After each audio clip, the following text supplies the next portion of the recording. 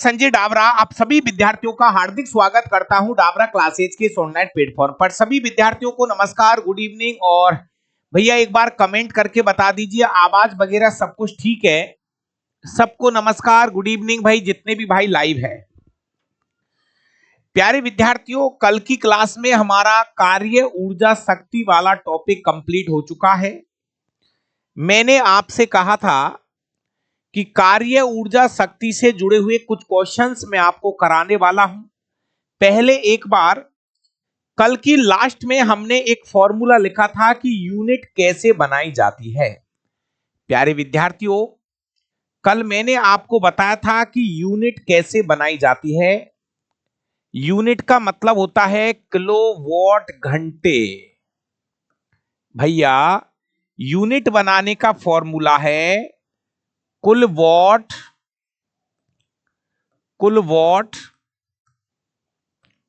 Into कुल घंटे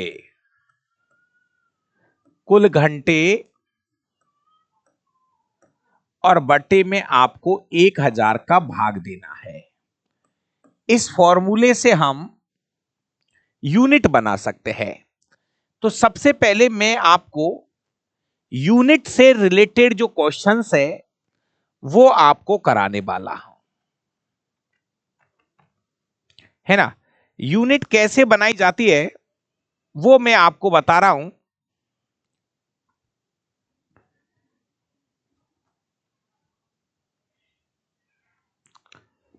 चलिए पहला क्वेश्चन आप लिखिए। सबको नमस्कार भाई, पवन है, अखिलेश है, लक्ष्मण है, सबको नमस्कार। अब चलो एक क्वेश्चन लिखिए।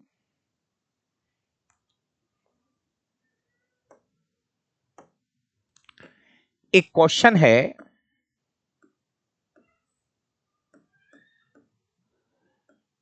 एक सुरंग के अंदर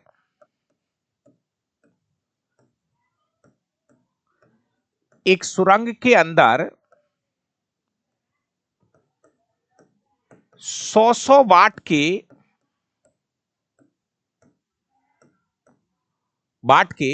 10 बल्ब 100 वाट के 10 बल्ब प्रतिदिन 12 घंटे, चलो 12 क्या पूरा जला दो, 24 घंटे, बंद ही मत करो, 24 घंटे उपयोग में लाए जाते हैं। 24 घंटे उपयोग में लाए जाते हैं। तो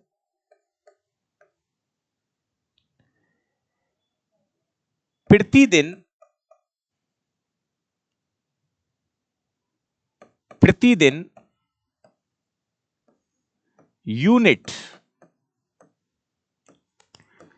क्या होगी। एक दिन की आपको यूनिट बतानी है मुझे कि एक दिन में कितनी यूनिट बनेगी। जी हां मेरा भाई, बारिश का समय है, बारिश चलने दो, बारिश का टाइम है। चलिए तो प्यारे विद्यार्थियों, सबसे पहले आपको पता है कि सर ने बता दिया कि यूनिट बनाने का जो फॉर्मूला होता है वो है कुल वॉट इंटू कुल घंटे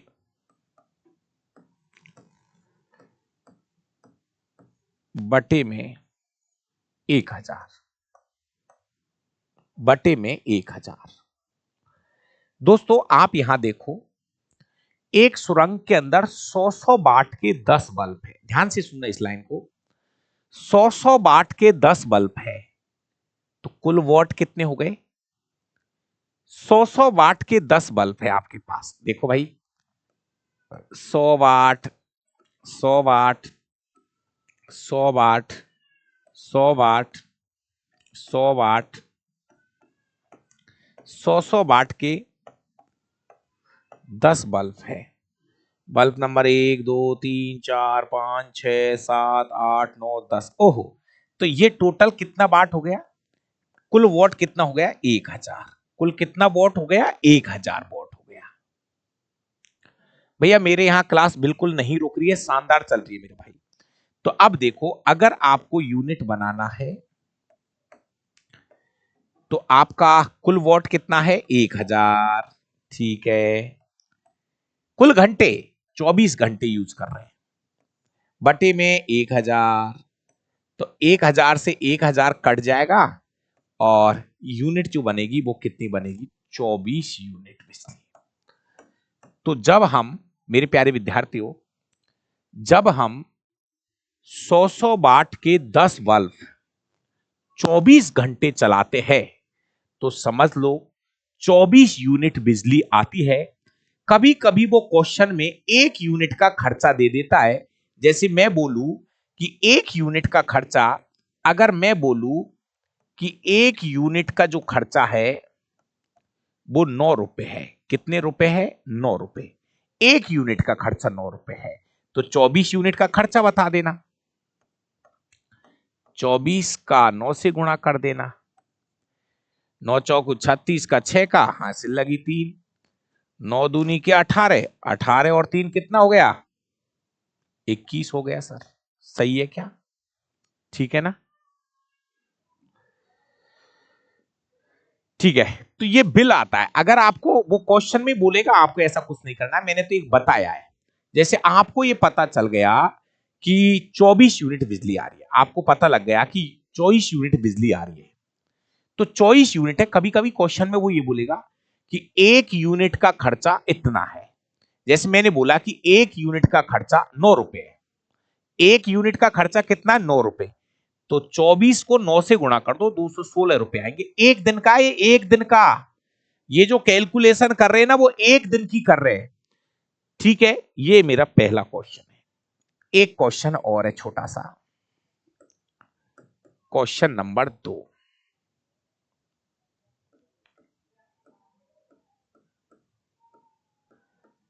100 वाट के दो बल्ब,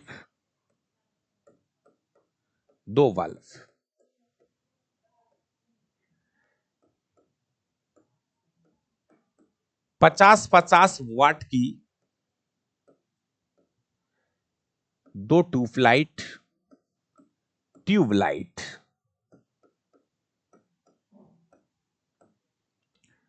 व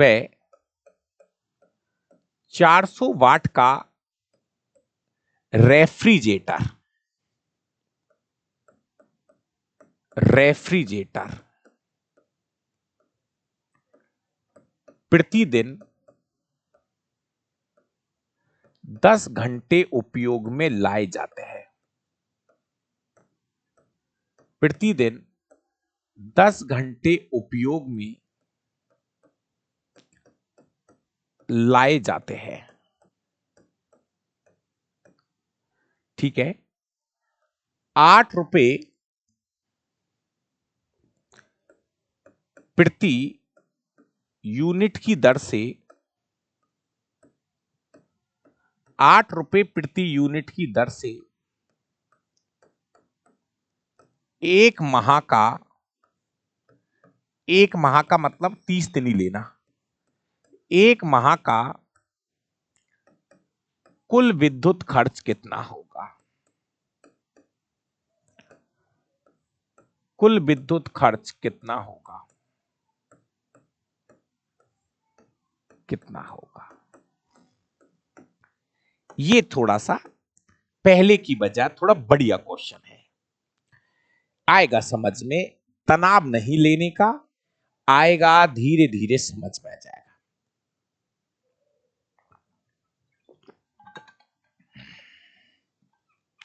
हाँ भाई,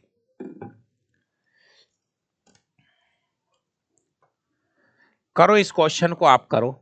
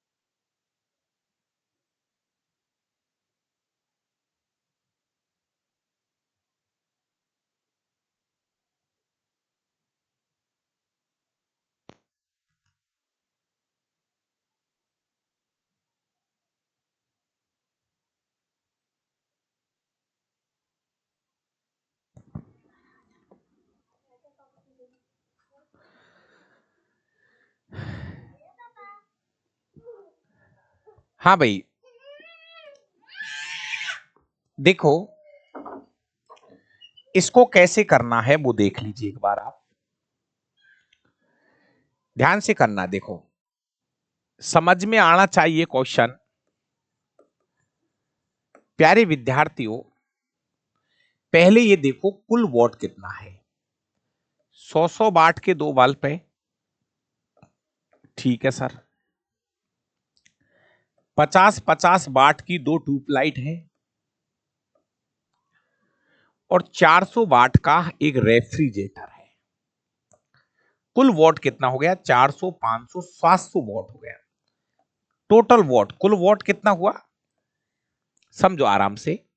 हमारे घर में टोटल जो वॉट है वो अभी हम 700 वॉट काम में ले रहे हैं।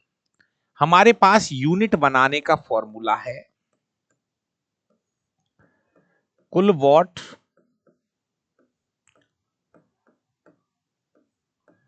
इनटू कुल घंटे।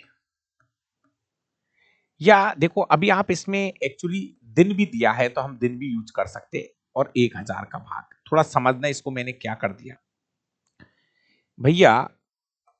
यूनिट बनाना है, कुल वॉट कितना है? 700। 700 वॉट को हम प्रतिदिन 10 घंटे काम में ले रहे हैं, ठीक है। 10 घंटे और 30 दिन तक, तो टोटल घंटे कितने बनेंगे? 300, 300, 300, 300 बन जाएंगे ना। समझो बात को, एक दिन में 10 घंटे काम में ले रहा हूं मैं। एक दिन में 10 घंटे काम में ले रहा हूं, 10 घंटे काम में ले रहा हूं एक दिन में। तो 30 दिन में कितना हो जाएगा? 300 घंटे हो गया ना। कुल घंटे 300, कुल घंटे 300, कुल घंटे 300 हो जाएगा।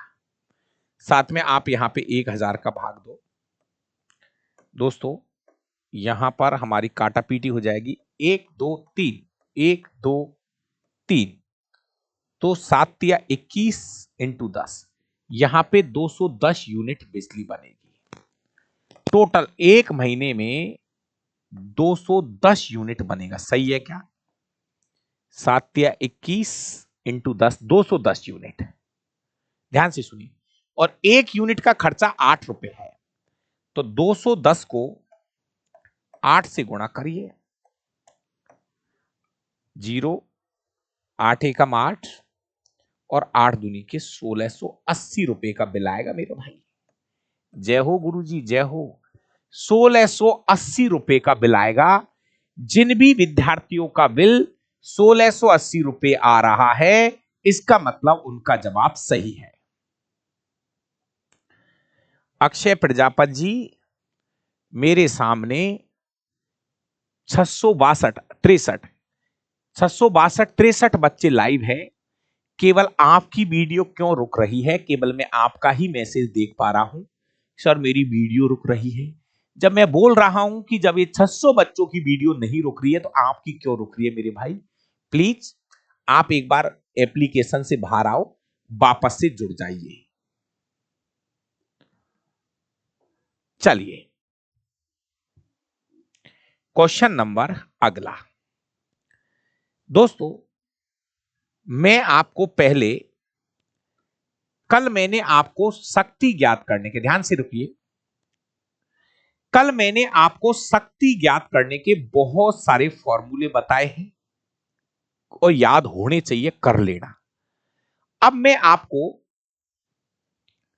आपको कितने याद है शक्ति ज्ञात करने के फॉर्मूले? कितने याद है? जल्दी से लिख दो, जल्दी से लिख दो। कल के शक्ति ज्ञात करने के फॉर्मूले किस किस को कितने कितने याद है? जल्दी जल्दी से लिख दो।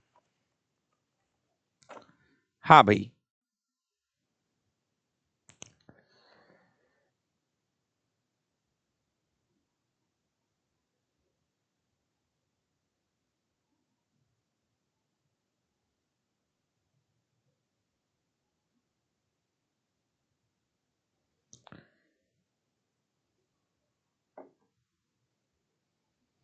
शक्ति ज्ञात करने के कितने फॉर्मूले आपको याद है? एक बार जल्दी से लिख दीजिए। नंबर 1,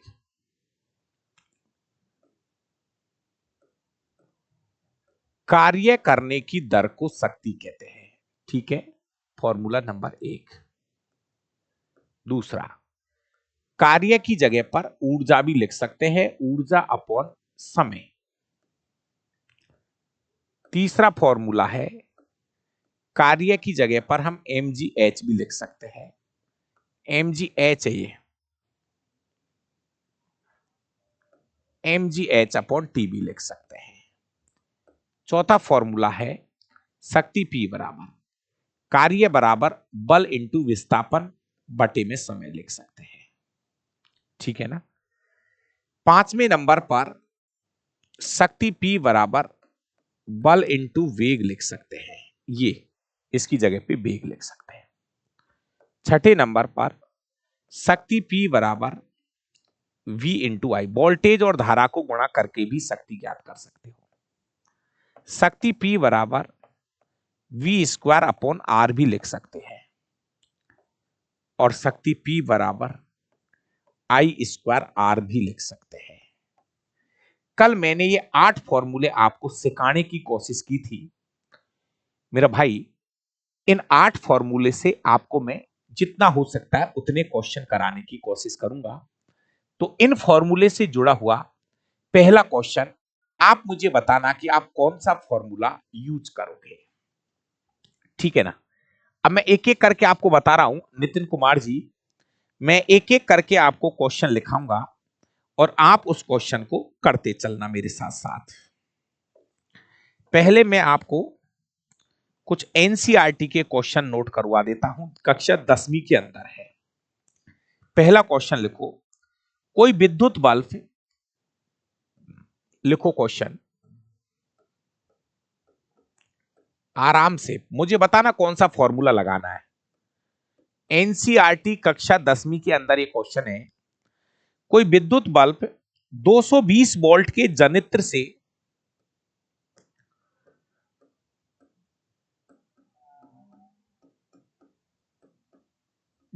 से संयोजित है, जनित्र से संयोजित है।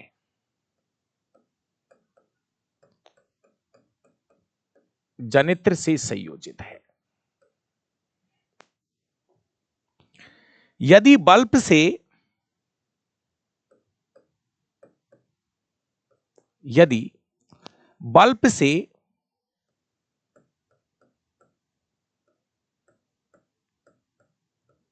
0.5 एम्पियर की धारा, यदि बल्ब से 0.5 एम्पियर की धारा प्रवाहित होती है, धारा प्रवाहित होती है, तो बल्ब की शक्ति क्या होगी। तो बल्ब की शक्ति क्या होगी, बल्ब की शक्ति क्या होगी, क्या होगी। दोस्तों हड़बड़ाने की जरूरत नहीं है, शांतिपूर्वक ढंग से चीजों को समझने की जरूरत है। बस आपको कुछ नहीं करना, मैं ये कह रहा हूं आपको ये देखना है। देखो सीधा क्वेश्चन है, उसमें कुछ नहीं है, सीधे मोटे कुछ नहीं होते हैं। आपको ये देखना है कि क्वेश्चन में क्या दे रखा है। बहुत सीधा क्वेश्चन है। क्वेश्चन में 220 वोल्ट वोल्ट वोल्ट वोल्ट विभवांतर दे रखा है। विभवांतर का मात्रक ही होता है वोल्ट। वोल्ट आपको क्वेश्चन में वोल्टेज दे रखा है, विभवांतर का मान दे रखा है, साथ में आपको क्वेश्चन में धारा का मान दिया है 0.5 एम्पियर, और कह रहा है कि बल्ब की शक्ति ज्ञात करो। अब आपको समझ में आ गई होगी, एक ऐसा फॉर्मूला लगाइए जिसके अंदर वोल्टेज और धारा नजर आ रही हो, तो हम फॉर्मूला नंबर 6 का यूज करेंगे। फॉर्मूला नंबर 6, वोल्टेज और धारा को गुणा करके हम शक्ति ज्ञात कर सकते हैं। वोल्टेज 220 है, धारा का मान 0.5 एम्पियर है, शक्ति जो होगी वो 110 वॉट, शक्ति ज्ञात कर रहे हैं वॉट, शक्ति जो होगी वो 110 वॉट होगी। मेरे भाई, आपको बिल्कुल शांतिपूर्ण ढंग से यह देखना है कि जो क्वेश्चन में बोला जा रहा है उसके हिसाब से फॉर्मूला लगाना है। पहला क्वेश्चन क्लियर है? चलिए,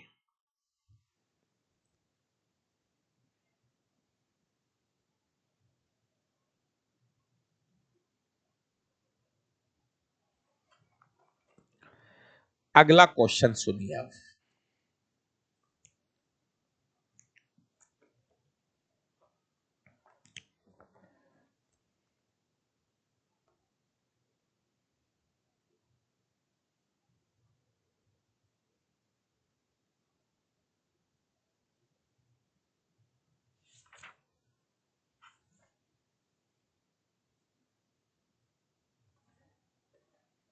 एक क्वेश्चन और है, वो भी आप कर लीजिए। एक क्वेश्चन है, एक 60 किलोग्राम का व्यक्ति एक 60 किलोग्राम का व्यक्ति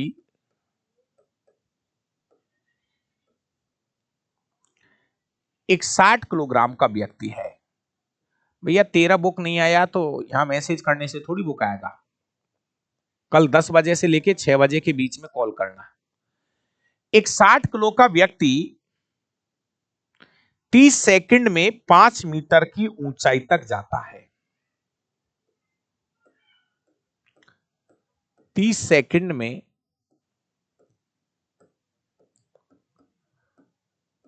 5 मीटर की ऊंचाई तक जाता है। ऊंचाई तक जाता है।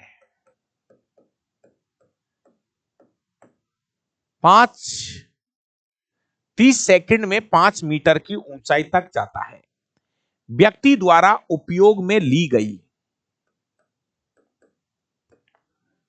व्यक्ति द्वारा उपयोग में ली गई उपयोग में ली गई शक्ति ज्ञात कीजिए। शक्ति ज्ञात कीजिए। शक्ति ज्ञात कीजिए। दोस्तों, क्वेश्चन में जी का मान 10 मीटर प्रति सेकंड स्क्वायर दे रखा है। जी का मान दे रखा है। अब आपसे क्वेश्चन में बोला है कि शक्ति ज्ञात करो। क्वेश्चन में बोला है कि शक्ति ज्ञात करो। अब भैया पहली बात तो शक्ति में आपको पता नहीं है तो आप फॉर्मूला लगाओगे। गुरुजी, कार्य करने की दर को शक्ति कहते हैं। सही है, अच्छी बात है। आप तो यही बोलोगे कि कार्य करने की दर को शक्ति कहते हैं। लेकिन क्या क्वेश्चन में कार्य दे रखा है? नहीं दे। क्या क्या दे रखा है वो देखो आप। क्वेश्चन में क्या क्या दे रखा है? क्वेश्चन में द्रव्यमान दे रखा है 60 किलोग्राम। समय का मान दे रखा है 30 सेकंड। हाइट दे रखी है 5 मीटर और जी का मान दे रखा है 10 मीटर प्रति सेकंड स्क्वायर। मेरा भाई, आपको इनसे पता चलेगा कि आपको कौन सा फॉर्मूला यूज करना है। कार्य नहीं दे रखा तो क्या आपको इतना सा अंदाजा लग गया कि सर कार्य नहीं दे रखा तो कार्य की जगह पर हम mgh यूज कर सकते हैं। सर हम कार्य की जगह पर mgh यूज कर सकते हैं। कार्य W बराबर mgh यूज कर सकते हैं। जी हां, अब आएगा मजा। द्रव्यमान m क्या है? द्रव्यमान 60 किलोग्राम। जी का मान 10। Height 5 metre. हाइट 5 मीटर और 30, समय जो है वो 30 सेकंड है। दोस्तों, अब देखो ना, सब कुछ सेट हो गया। सब कुछ सेट हो गया। 30 से इसको सीधा 2 बार काट दो। 50 इंटू 2, उत्तर जो होगा वो होगा 100 वॉट। शक्ति पूछ रहा है मेरा भाई, आंसर होगा 100 वॉट। इसका जवाब आएगा 100 वॉट। अरे यूनिट नहीं, यूनिट नहीं, वॉट। नहीं, क्वेश्चन में ये दे दिया, क्वेश्चन में जी का मान 10 दे रखा है तो आप 10 यूज करो, नहीं दे रखा हो तो 9.8 यूज कर लीजिए। क्वेश्चन में 10 दे रखा है तो 10 यूज करिए, नहीं दे रखा होता है तो अलग बात है।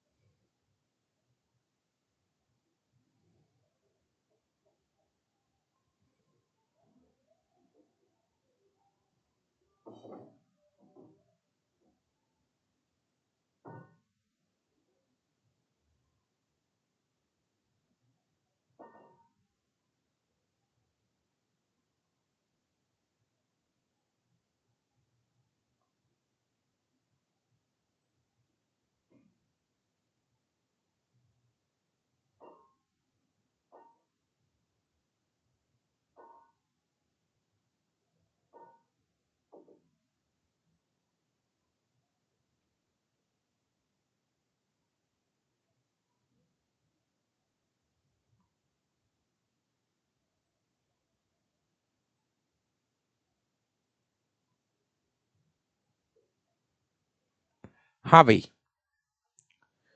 चलिए और कुछ छोटे छोटे क्वेश्चन और आपको करा दूं।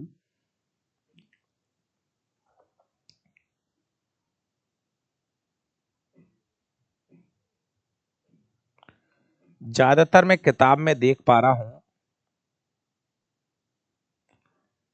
कि ज्यादातर जो क्वेश्चन है वो पूरे एमजीएच वाले क्वेश्चन है, इसमें तो एमजीएच वाले क्वेश्चन है। चलो, अब मैं आपको, आपके पास बुक है अपनी डावरा क्लासेज वाली? भैया, अपने जो नंबर है कोचिंग के वो है 8233 95 8002, ये भी कोचिंग के नंबर है। और एक है 7426 87 22 33, ये दोनों नंबर है।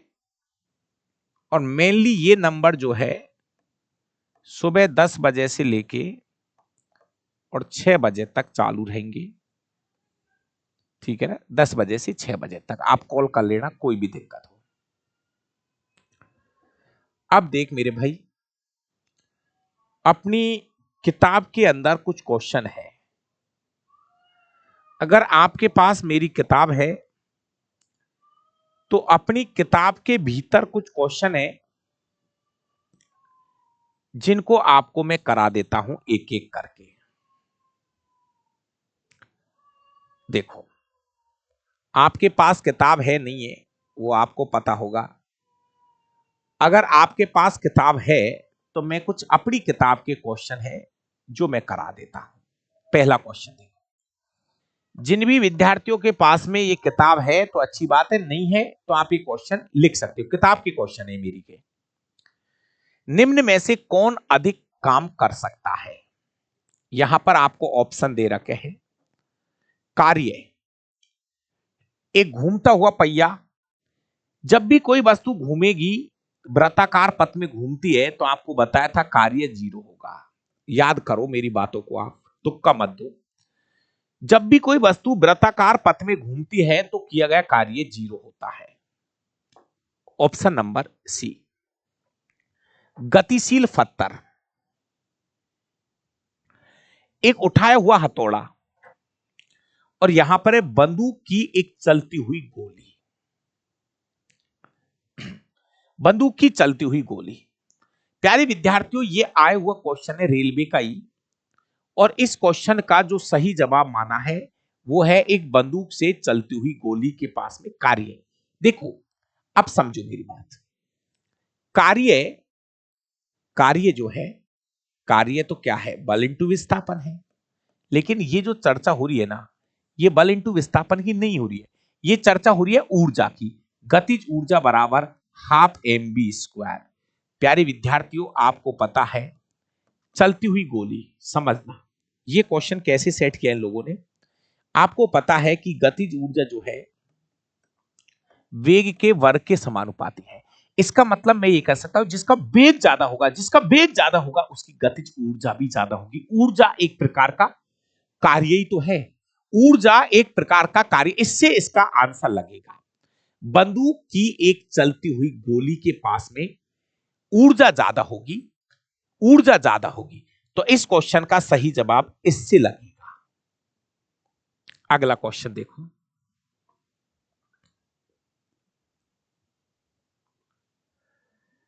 देखो क्वेश्चन पढ़ो।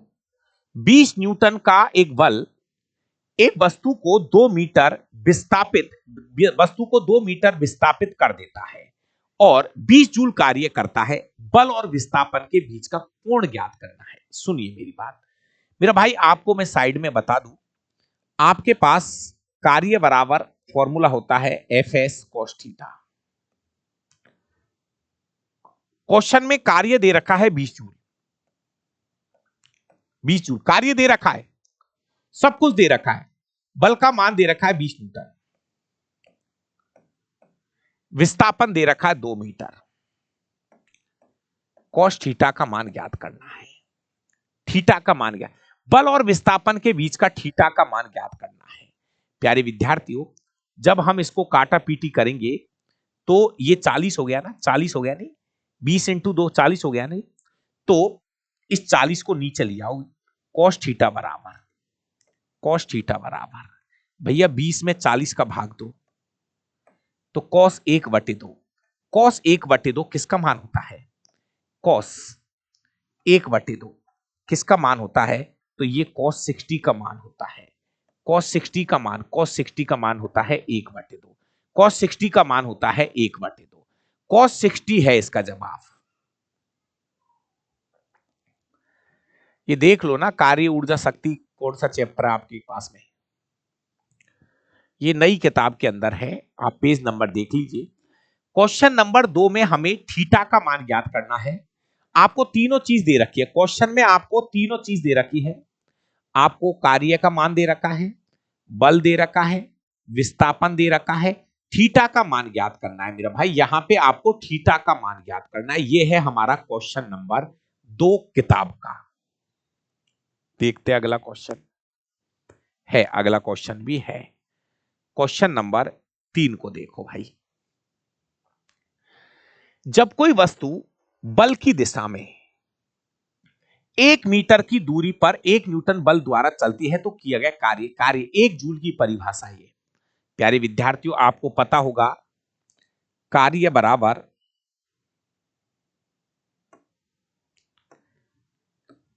अरे भाई कार्य बराबर होता है बल इंटू विस्थापन और कॉस थीटा और लगा लो।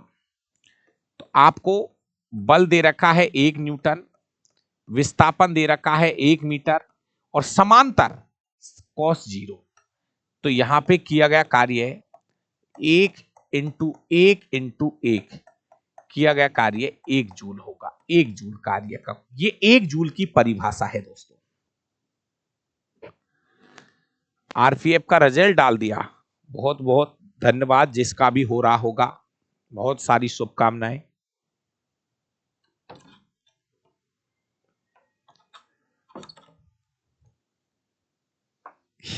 मुंह में से निकालो, है इसको मत खाया करो बेटा, अच्छा इसको मत खाया करो, है ना।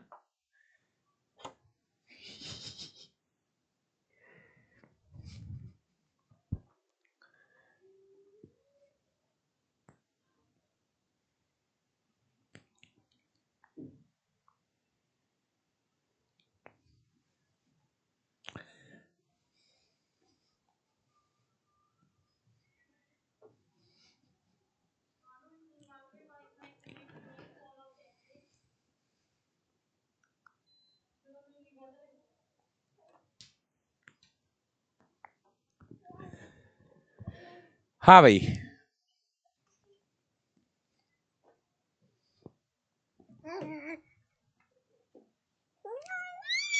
ऊपर ले जाए।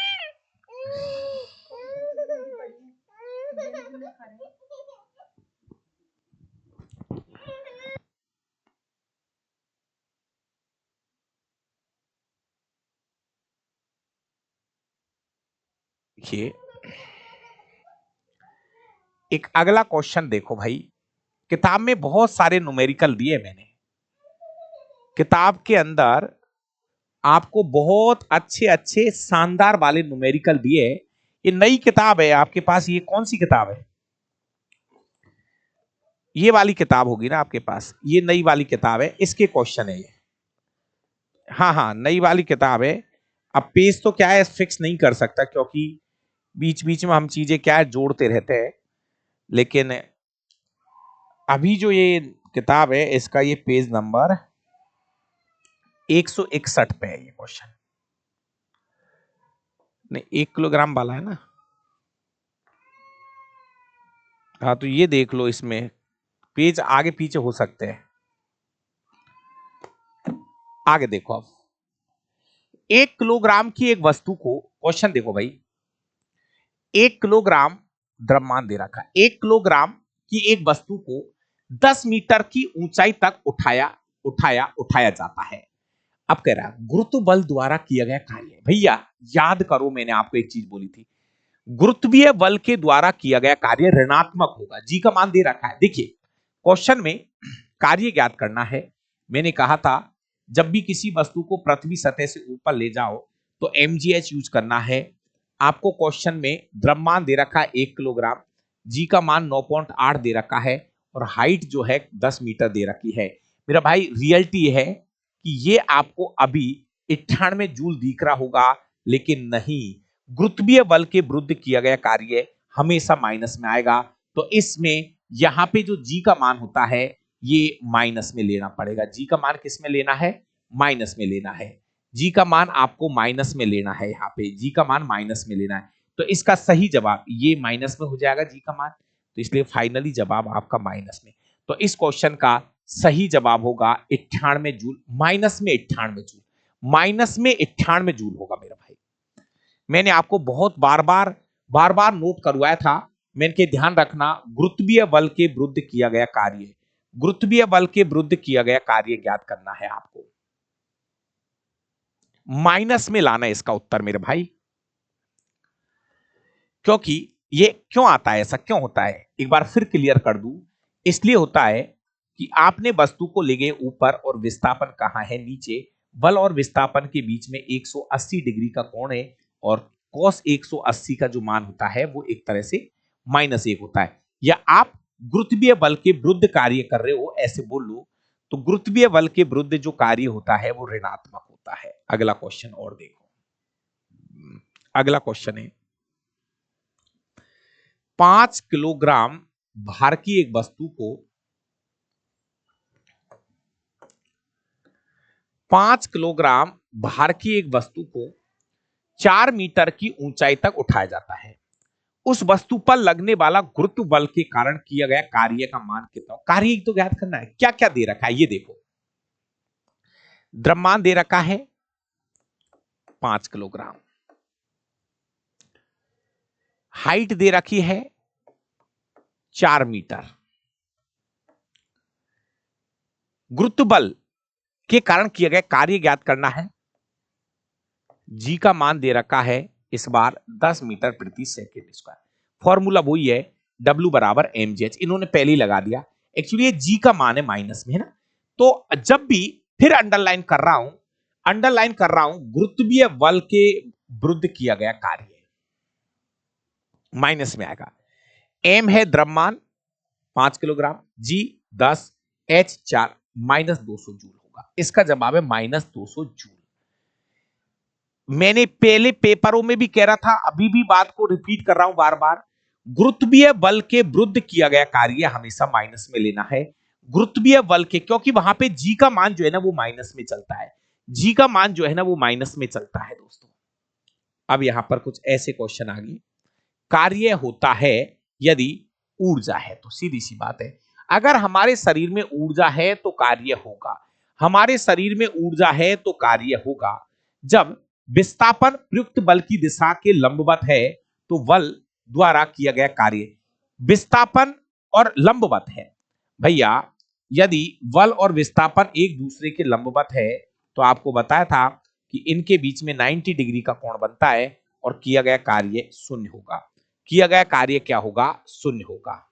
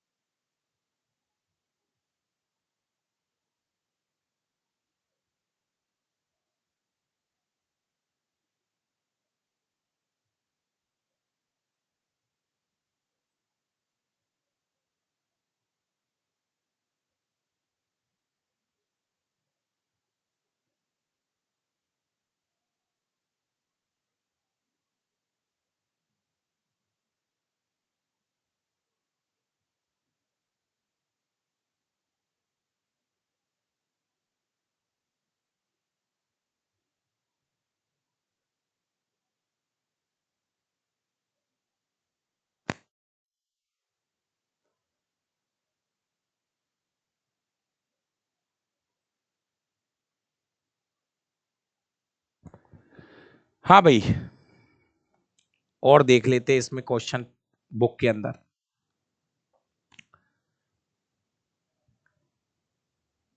ये लटकाने वाला जो क्वेश्चन है इसको छोड़िए, अभी इसका कोई बहुत ज्यादा वो नहीं है।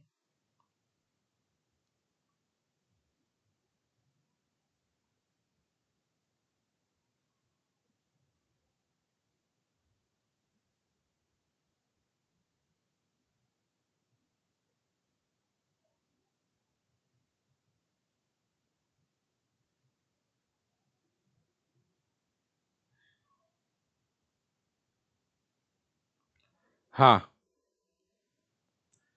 एक मिनट, आपको मैं कुछ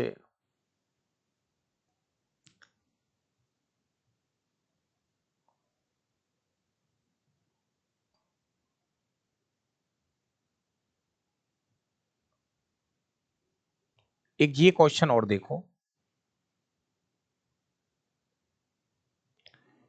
एक न्यूमेरिकल ये भी देख लीजिए, ये बढ़िया न्यूमेरिकल है। चैन वाला क्वेश्चन बहुत जल्दी से बैठेगा भी नहीं, और उस क्वेश्चन से घुरना मतलब अपना समय खराब करना है। यादव जी, उसको उससे आप ज्यादा वाथन पढ़ोगे तो उसमें आपका समय भी खराब होगा, और उसके एक के चक्कर में मैं आपको और 4-5 क्वेश्चन करा दूंगा। बाकी की चैन वाला क्वेश्चन अगर ऐसा जुगादियों में कभी एक बार हो जाता है तो मैं कह रहा हूं कि उससे आपको ज्यादा वो नहीं करना है, बाकी की उसको मैं समझा दूंगा। 2 किलोग्राम के एक द्रव्यमान वाली एक वस्तु ऊपर की ओर 20 मीटर प्रति सेकंड के प्रारंभिक वेग से फेंकी जाती है। सुनना इस क्वेश्चन को। द्रव्यमान दे रखा है, 2 किलोग्राम की एक वस्तु है, ऊपर की ओर 20 मीटर प्रति सेकंड के प्रारंभिक वेग 20 मीटर प्रति सेकंड है से फेंक जाती है। 2 सेकंड बाद उसकी गतिज ऊर्जा कितनी होगी? भैया गतिज ऊर्जा का फॉर्मूला तो ये रहा, गतिज ऊर्जा हाफ mv², 1/2 सही है, द्रव्यमान 2 दे रखा है, कोई दिक्कत है, लेकिन वेग की बात हो रही है, इसको समझो। वेग क्या होगा? वेग क्या लेना है यहां पर? वेग मेन चीज है, वेग।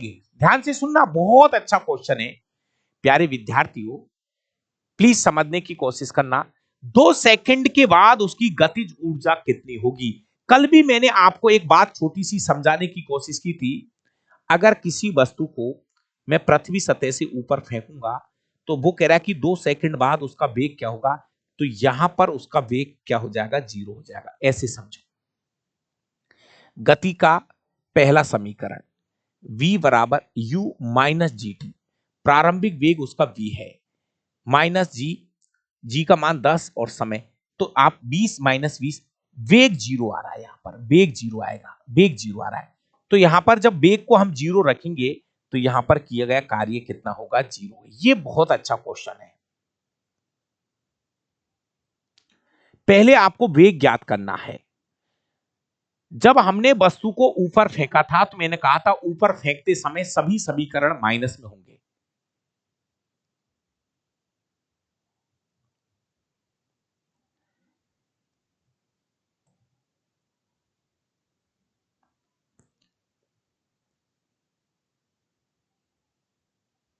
एक क्वेश्चन और है,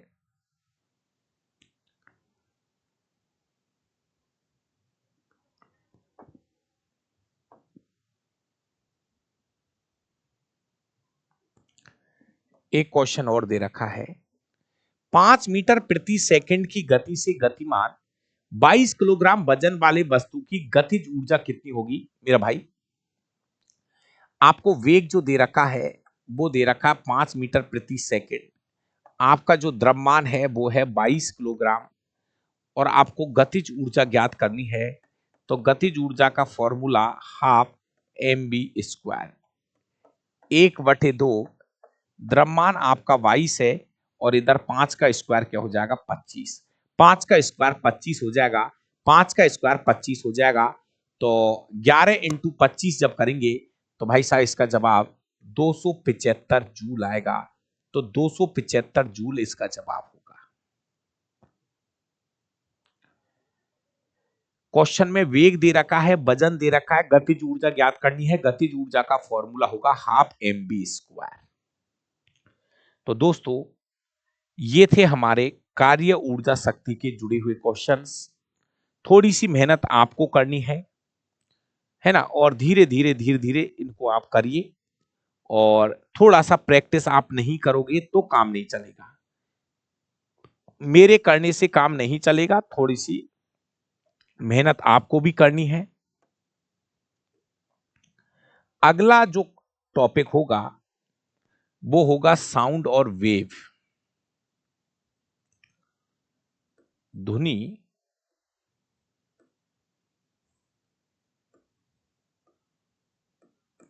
ध्वनि व तरंग, ध्वनि व तरंग, साउंड व वेग वाला चैप्टर आपको दे रखा है। ये प्रॉपर हमारी एनसीईआरटी का टॉपिक है, साउंड और वेव, ध्वनि और तरंग वाला चैप्टर है। जी हां, साउंड और वेव, ध्वनि और तरंग,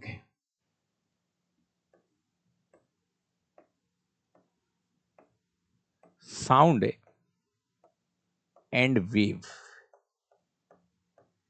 ध्वनि और तरंग वाला चैप्टर है।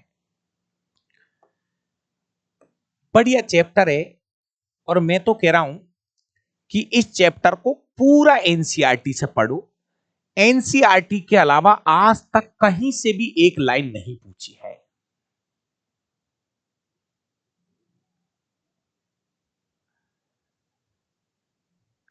देखिए मेरे भाई, आप कोई सा भी पेपर उठा लेना, और अपनी 2 किताबें हैं, आगे भी कह रहा हूं आपसे कि अगर टेक्नीशियन में 40 क्वेश्चन आते हैं तो मैं 100% गारंटी के साथ कह रहा हूं कि आपके 35 क्वेश्चन सही होंगे, बिल्कुल होंगे, 100% होंगे। ग्रुप डी के अंदर अगर आप अच्छे से पढ़ोगे तो मैं तो ये तो नहीं कहता कि आप 25 करोगे, लेकिन इतना जरूर कह रहा हूं कि आप 21-22 क्वेश्चन साइंस में जरूर करके आओगे, ये मेरी 100% गारंटी है। लोको पायलट में 20 क्वेश्चन आते हैं, तो आप 16-17 क्वेश्चन आराम से करोगे। तो थोड़ा सा आपको भी मेहनत करनी है, बाकी इतना जरूर है, आप सोच रहे हो ना, उससे अच्छी आपकी साइंस होके जाएगी, ये मेरी गारंटी है। तो मेरे भाई, कल हमारा जो टॉपिक रहेगा वो होगा साउंड और वेव, ध्वनि और तरंग।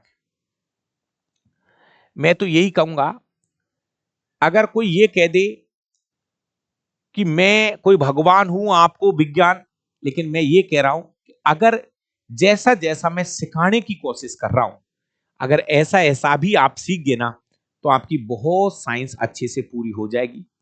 दोस्तों, अगर वास्तविकता करूं तो ये एनसीईआरटी का लास्ट चैप्टर होगा। आपके पास कक्षा 9वीं 10वीं की एनसीईआरटी की किताबें हैं, एक बार आप खोल लीजिए। फिजिक्स में ये मेरा लास्ट चैप्टर रहेगा। हां, इसके अलावा एक बेसिक चैप्टर है, भौतिक राशि, मात्रक और उनकी विमा ज्ञात करना मैं बता दूंगा। बाकी का एनसीईआरटी का यदि कोई चैप्टर रह रहा हो फिजिक्स का, तो प्लीज आप मुझे कल बता देना, क्योंकि ये जो बैच है ये स्पेशल एनसीईआरटी वाले बच्चों के लिए है। तो मैं तो यही कहूंगा, जो विद्यार्थी केवल रेलवे की तैयारी कर रहा है, तो मेरे कहने से पहले आप केवल एनसीईआरटी के चैप्टर पढ़ो, बाकी चैप्टर बाद में देखना। तो यह है एनसीईआरटी का लास्ट चैप्टर।